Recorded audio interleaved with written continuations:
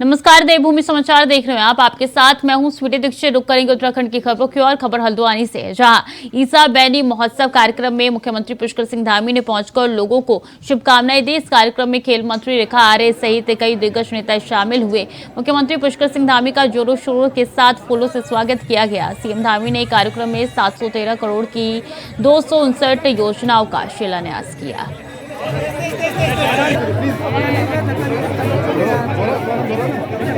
और बैनी सेना की ये हमारी महिलाएं यहाँ पे मौजूद हैं। और चिलक्यारा टनल में हुए भू धसाव के बाद जहां अब ऐसी परियोजनाओं की जांच मांग उठ रही है, तो वहीं सीएम धामी ने भी परियोजनाओं के रिव्यू की बात कही है। सीएम धामी ने कहा है कि केंद्र में भी सेफ्टी ऑडिट करने की बात कही है, जिससे लापरवाही करने वालों पर कार्रवाई हो सके। देखिए, सबसे पहले तो चूंकि केंद्र सरकार ने ही अपने स्तर पर इसके लिए जो सेफ्टी ऑडिट है, जितने भी देश के अंदर टनल निर्माण के काम चल रहे हैं, सेफ्टी ऑडिट का निर्णय वहां से हो चुका है, आदेश हो गया है। लेकिन राज्य के अंदर भी हमारे यहाँ चूंकि टनलों के बहुत सारे प्रोजेक्ट चल रहे हैं और विषम भौगोलिक परिस्थितियां यहाँ पर टनलों के काम होने से बहुत सारा जो लंबा रास्ता होता है वो रास्ता आसान हो जाता है। ये टनल भी जो सिलक्यारा में बन रही थी, इसके बन जाने के बाद जो चिन्यालीसोड़ और इनके बीच का जो रास्ता है वो रास्ता बहुत कम हो जाएगा और लगभग 25 किलोमीटर का रास्ता कम हो जाएगा दोनों। कैंतुर हमारे साथ जुड़ चुके हैं जरा जानकारी के लिए। अभी जब ये हादसा घटा उसके बाद से लगातार कई सवाल उठ रहे थे। अब खुद सीएम धामी ने कह दिया है कि सेफ्टी ऑडिट होना चाहिए, बहुत जरूरी भी है। क्या कुछ कदम इसमें आगे उठाए जाने हैं? इससे पहले केंद्र सरकार का रुख किया जाना है क्या? बिल्कुल, ये समझा जा सकता है कि अब राज्य और केंद्र दोनों ही इस बात पर यहाँ पर सहमत दिख रहे हैं कि राज्य के भीतर जो परियोजना चल रही है, चाहे उसका मामला अभी वर्तमान जो मामला सिलक्यारा का रहा हो, उस मामलों में सेफ्टी ऑडिट यहाँ पर कराया जाएगा। राज्य के भीतर अभी भी ये कह सकते हैं कि 2 दर्जन से ज्यादा, लगभग 1 दर्जन से ज्यादा ऐसी परियोजनाएं यहाँ पर संचालित हो रही है, जिनमें टनल या सुरंग बनाने का काम यहाँ पर हो रहा है। और आगामी दिनों में अभी भी ये कह सकते हैं कि लगभग 50 से ज्यादा ऐसी बड़ी परियोजनाएं राज्य के भीतर प्रस्तावित हैं, जिनमें टनल और सुरंग के काम हो रहे हैं। राज्य के भीतर कह सकते हैं कि जो परियोजना है, बहुउद्देशीय परियोजना है, ऋषिकेश कर्णप्रयाग रेल लाइन, उसका लगभग ये कह सकते हैं कि 126 किलोमीटर की रेल लाइन में से 110 किलोमीटर का जो भाग है वो सिर्फ भूमि के अंदर से होकर गुजरता है। यानी इन्हीं सुरंगों के होकर ये रेल मार्ग पूरा होगा। ऐसे में इन परियोजनाओं को लेकर सेफ्टी ऑडिट का होना बहुत जरूरी है, सुरक्षा के कारणों का करना बहुत जरूरी है। और उसके लिए अब केंद्र की तरफ से भी सेफ्टी ऑडिट कराने का निर्णय यहाँ पर ले लिया गया। और मुख्यमंत्री पुष्कर सिंह धामी ने पूर्व में ही इस बात के संकेत यहाँ पर दे दिए थे कि राज्य के भीतर ऐसी अब कोई भी परियोजना जो होगी उनका यहाँ पर रिव्यू किया जाएगा। सुरक्षा के जो कारण होंगे उनको यहाँ पर मापने का काम किया जाएगा, मापदंड उसके तय किए जाएंगे, ताकि किसी भी प्रकार से किसी भी लापरवाही में इस तरह की कोई जनहानि या इस तरह की कोई घटना यहाँ पर ना घटे जो लोगों की जान पर बन सकती है। तो समझा जा सकता है कि धामी सरकार काफी अब अलर्ट मोड में है और केंद्र के साथ लगातार समन्वय यहाँ पर बना रही है, बातचीत कर रही है, ताकि राज्य के भीतर किसी भी ऐसी केंद्रीय योजना के चलते कोई बड़ी आपदा यहाँ पर ना आए। जी, अभी ये बहुत जरूरी हो जाता है कि हम किसी चीज का संज्ञान पहले ले, ना कि इस तरह की घटना जब घट जाती है उसका इंतजार करें या उसके बाद संज्ञान ले। अगर इस तरह की घटना नहीं घटती तो शायद इस पे नजर नहीं जाती किसी भी अधिकारी की, किसी भी प्रशासन की। बिल्कुल, ये समझा जा सकता है कि इस पर बड़ी लापरवाही यहाँ पर हुई है, कुछ स्तरों पर इसकी चूक यहाँ पर हुई है।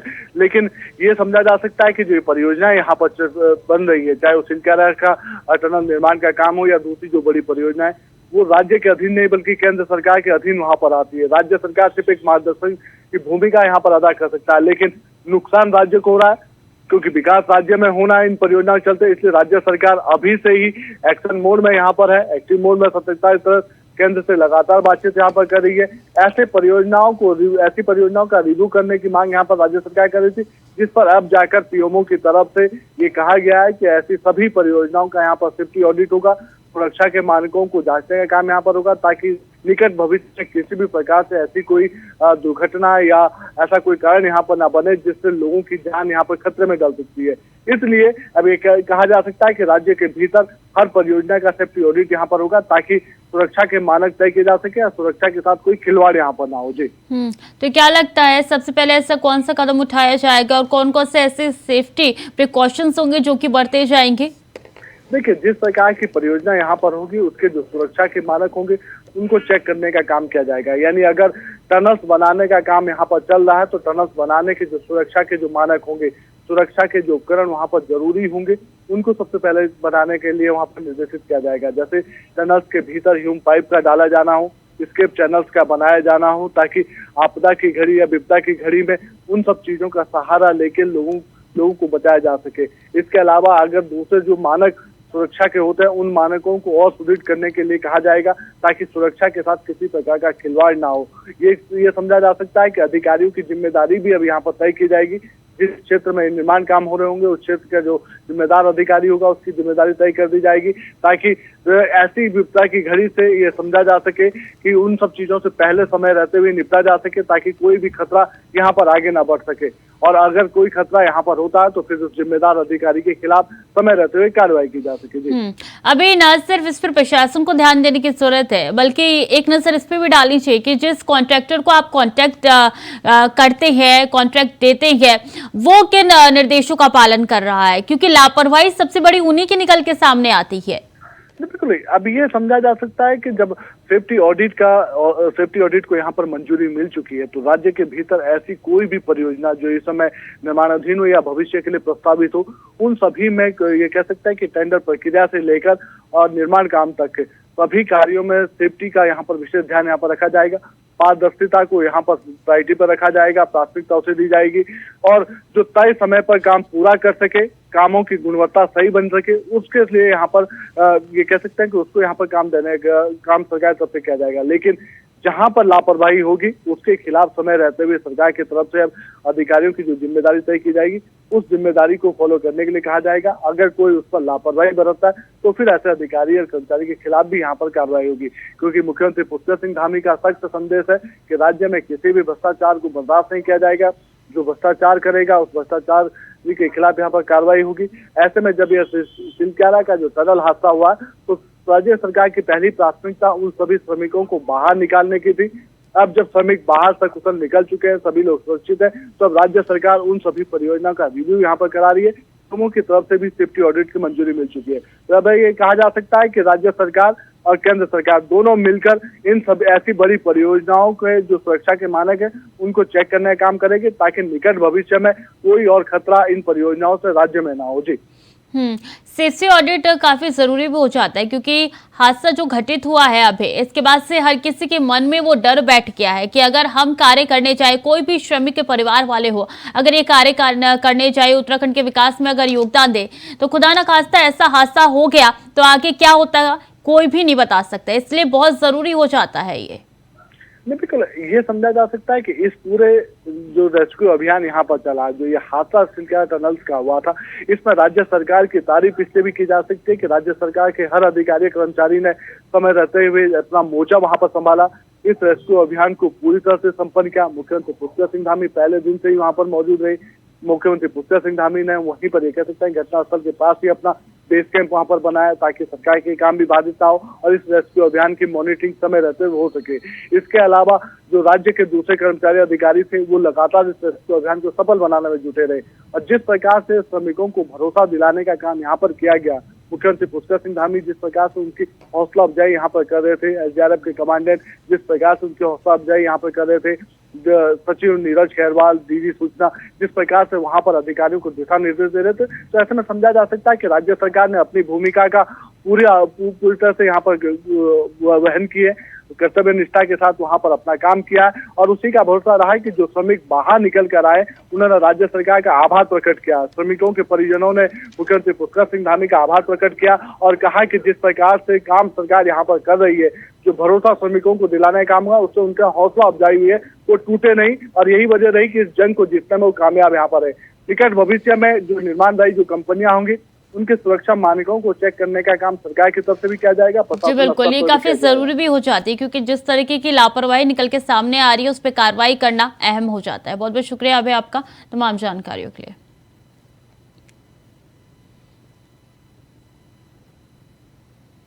उत्तराखंड पुलिस के महानिदेशक अशोक कुमार आज सेवानिवृत्त हो रहे हैं, जिस पर देहरादून के पुलिस लाइन में उनका विदाई समारोह कार्यक्रम आयोजित हुआ। इस दौरान पुलिस महानिदेशक को पुलिस के द्वारा परेड की सलामी दी गई। डीजीपी अशोक कुमार ने भावुक होते हुए सभी पुलिस कर्मियों को संदेश देते हुए कहा कि सभी अपना कर्तव्य ईमानदारी और निष्ठा के साथ निभाए। विदाई समारोह की परंपरा के अनुरूप पुलिस के सभी अधिकारियों ने डीजीपी अशोक कुमार की गाड़ी को हाथ लगाकर उनको विदाई दी। वहीं नवनियुक्त डीजीपी अभिनव कुमार ने कहा कि पुलिस का धैर्य और लक्ष्य निश्चित है, जिसमें उनकी प्राथमिकता पुलिस जवानों के लिए किए जाने वादों को पूरा करना है। नवनियुक्त डीजीपी ने कहा है कि पुलिस अपराधियों के लिए काल साबित तो होगी, साथ ही आम जनता के लिए पुलिस अपने इस मित्रता के स्लोगन के साथ रहेगी।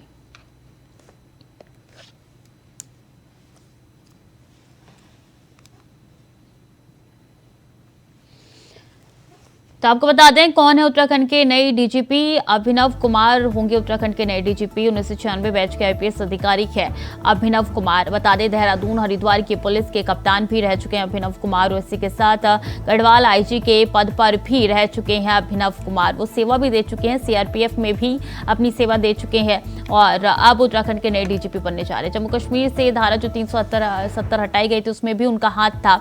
मौजूदा वक्त में मुख्यमंत्री के विशेष सचिव भी है अभिनव कुमार। 2009 में डीआईजी बने थे आईपीएस अभिनव कुमार। 2014 में आईजी के पद पर पदोन्नत हुए थे अभिनव। तो अभिनव कुमार नए डीजीपी होने जा रहे हैं। फिक्स गोल है कि हमने एक निश्चित लक्ष्य पा लिया और वेलफेयर के कई आयाम हैं। हाउसिंग एक बहुत बड़ा आयाम है। हमारे पुलिसकर्मियों के बच्चों की अच्छी शिक्षा, उनका स्वास्थ्य, ये सब मेरे लिए प्राथमिकताएं रहेंगी। और सबसे पहली हमारी प्राथमिकता जैसे जिसका हमारे माननीय गृह मंत्री जी ने भी कहा है कि हमें पुलिसकर्मियों के लिए जो हाउसिंग सेटिस्फैक्शन लेवल है उसको बढ़ाना है। और उस दिशा में अभी कुछ दिन पहले माननीय मुख्यमंत्री जी ने शहीद दिवस पे 100 करोड़ रुपए की घोषणा भी की थी, तो उसको भी हम जमीन पे लाएंगे, सार्थक करेंगे। वक्त तो चला छोटे से ब्रेक का, चल लौट रहे हैं। ब्रेक के बाद एक बार फिर से स्वागत है आपका। खबरों में आगे बढ़ेंगे। विकसित भारत संकल्प यात्रा कार्यक्रम आयोजित हुआ, जहां सांसद आदर्श के पंचायत घर फतेहपुर में यह कार्यक्रम आयोजित हुआ। केंद्रीय राज्य मंत्री भानु प्रताप सिंह वर्मा ने कार्यक्रम में शिरकत की और प्रधानमंत्री नरेंद्र मोदी ने केंद्रीय योजनाओं के लाभार्थियों से संवाद किया। आपको बता दें कि बड़ी संख्या में सरकारी योजनाओं के लाभार्थियों ने कार्यक्रम में शिरकत की। इस अवसर पर तमाम सरकारी विभागों ने स्टॉल लगाकर सरकारी योजनाओं का प्रचार प्रसार किया।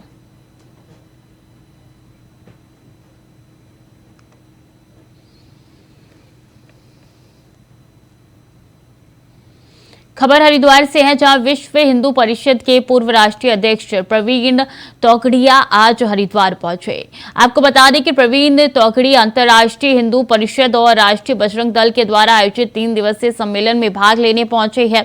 इस मौके पर उन्होंने जहां अयोध्या में राम मंदिर बनने पर खुशी जताई, तो वहीं एक बार फिर कांग्रेस पर हमला करते हुए 2024 में हिंदुओं की जीत की बात कही। की बात है कि 450 वर्षों के संघर्ष के बाद हिंदुओं ने विजेता बनकर भगवान के राम के स्थान पर भव्य मंदिर बना लिया है। यह 450 वर्षों के 25 पीढ़ियों का ऐतिहासिक विजय है। यह मंदिर बनाने के लिए 8 करोड़ लोगों ने ₹1.25 दिया है। लाखों गांवों ने शिला पूजन और लाखों हिंदुओं के बेटे अयोध्या कार सेवक आए थे। मैं यह सबको धन्यवाद कर रहा हूं कि आपके ₹1.25 से, आपके गांव की रामशिला पूजन से और आपकी कार सेवा से मंदिर बन रहा है। आपको धन्यवाद। देहरादून सहित मुख्यमंत्री आवास पर आयोजित हुए विकास कार्यक्रमों में सिलक्यार टनल से रेस्क्यू किए गए श्रमिकों के परिजन भी शामिल हुए, जो मुख्यमंत्री धामी की आवभगत से खुश होकर नजर आए। इस दौरान श्रमिकों के परिजनों ने सीएम धामी का आभार भी व्यक्त किया, जिन्होंने इन्हें अपने आवास पर बुलाया।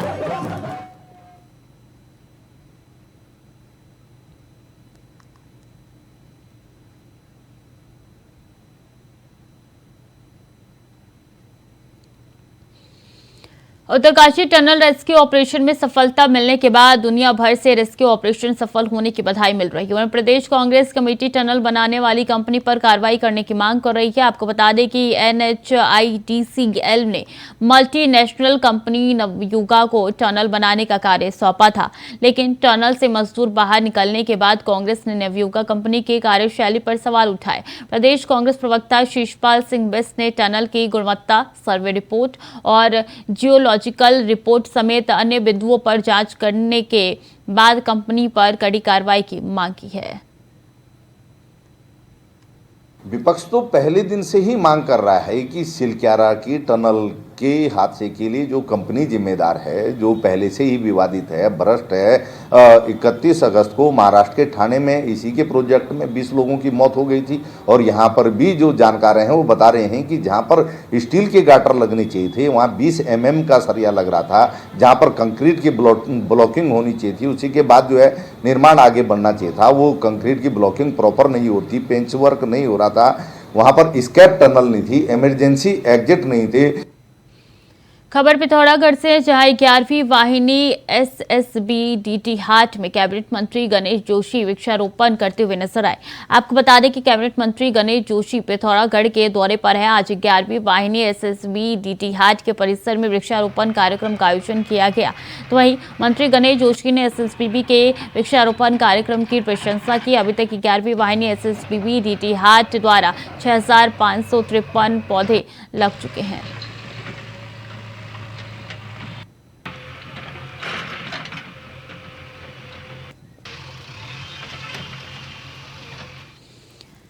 उत्तराखंड के स्पेशल टास्क फोर्स समाज में हो रहे अपराधों पर लगातार कार्रवाई कर अपराधियों को सलाखों के पीछे पहुंचा रही है। इसी कड़ी में फिरौती मांगने वाले एक अपराधी को STF ने गिरफ्तार किया। SSP STF आयुष अग्रवाल ने कहा है कि कुछ महीने पहले थाना मंगलौर में एक शिकायत दर्ज की गई थी। उनसे कोई अर्श डल्ला के नाम से फिरौती मांग रहा था। मामले के संबंध में मुकदमा दर्ज कर लिया गया है, STF को सौंप दिया गया है। मामले की जांच के दौरान सामने आया है कि आपसी रंजिश के चलते अर्श डल्ला से संपर्क कर शिकायतकर्ता को धमकी दिलवाई गई, जिस पर दिल्ली स्पेशल टीम के सेल के साथ STF ने काम करते हुए उसको गिरफ्तार किया। कुछ माह पूर्व थाना मंगलौर पर एक शिकायत प्राप्त हुई थी, जिसमें कि शिकायतकर्ता के द्वारा बताया गया था कि उनके पास में अर्श डल्ला के नाम से एक एक्सटॉर्शन कॉल आ रही है।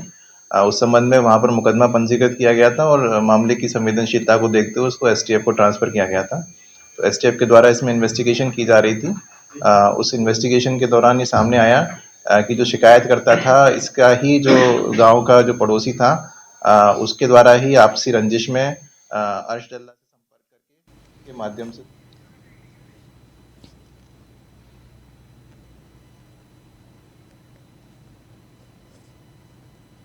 एक और सहयोगी था जो कि अर्श डल्ला का मेन शूटर था, जो कि अन्य घटनाओं में भी पूर्व में लिप्त था और आगे भी प्लानिंग में आगे बढ़ेंगे। खबर पिथौरागढ़ से है, जहां 11वीं वाहिनी SSB-DT हाट में कैबिनेट मंत्री गणेश जोशी वृक्षारोपण करते नजर आए। आपको बता दें कि कैबिनेट मंत्री गणेश जोशी पिथौरागढ़ के दौरे पर हैं। आज 11वीं वाहिनी SSB-DT हाट के परिसर में वृक्षारोपण कार्यक्रम का आयोजन किया गया। तो वहीं मंत्री गणेश जोशी ने SSB के वृक्षारोपण कार्यक्रम की प्रशंसा की। अभी तक 11वीं वाहिनी SSB-DT हाट द्वारा 6573 पौधे लग चुके हैं।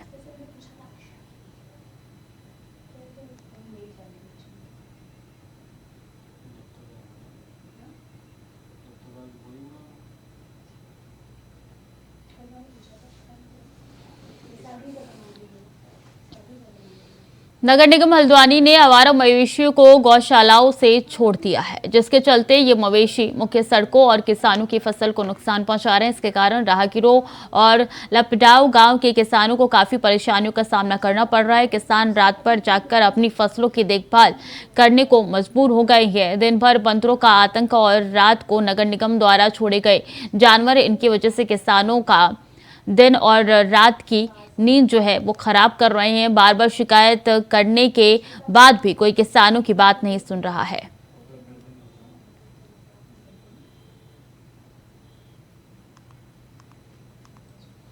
उत्तराखंड में 8 और 9 दिसंबर को ग्लोबल इन्वेस्टर समिट होने वाला है। इस समिट को लेकर जोर शोर से तैयारियां चल रही है। ग्लोबल इन्वेस्टर समिट 2023 के तहत सरकार ने 2.5 लाख करोड़ रुपए के निवेश का लक्ष्य रखा है, जिसके लिए CM Dhami London, Dubai, Chennai, Ahmedabad, Mumbai और रुद्रपुर के निवेशकों को उत्तराखंड में आकर्षित करने के लिए रोड शो कर चुके हैं। इसके साथ ही अभी तक देश और विदेश में 2 लाख करोड़ के करार भी हो चुके हैं। पूर्व मुख्यमंत्री हरीश रावत ने ग्लोबल इन्वेस्टर समिट को लेकर कहा है कि ये राजनीतिक समिट साबित होगा। साथ ही तंज कसते हुए कहा है कि 2018 में हुए ग्लोबल इन्वेस्टर समिट का अकाउंट बता दीजिए।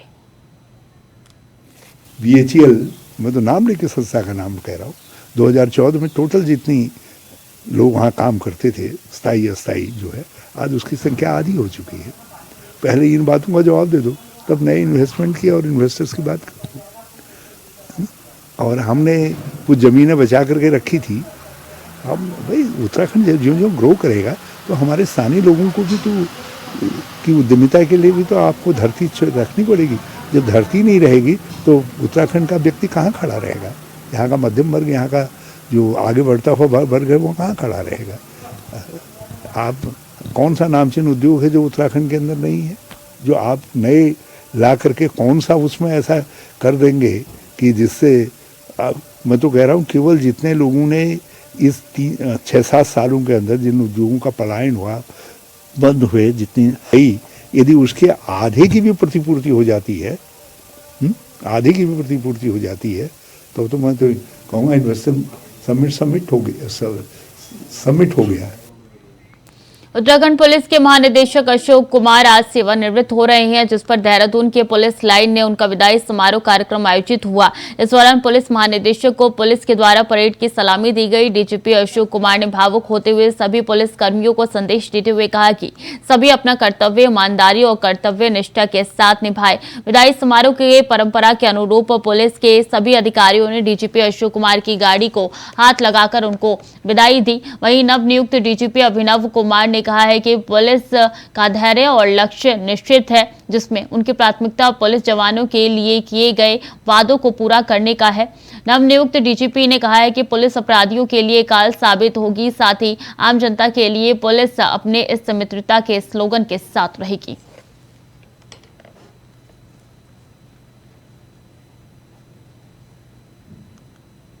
उन्नीस सौ 96 बैच का IPS अधिकारी अभिनव कुमार को उत्तराखंड पुलिस का कार्यवाहक महानिदेशक बनाया गया है। यह प्रयोग पहली बार किया गया है। आपको बता दें कि अभिनव कुमार मुख्यमंत्री के विशेष सचिव भी हैं और उनकी गिनती तेज तर्रार अफसरों में की जाती है। आपको ये भी बता दें कि जब जम्मू कश्मीर में धारा 370 हटाई गई थी, उस समय केंद्र में प्रतिनियुक्ति पर अभिनव कुमार ही गए थे और उन्हीं ने ये कमान संभाली थी। फिलहाल के लिए देवभूमि समाचार में इतना ही। खबरें लगातार जारी है, देखते रहिए इंडिया वॉइस।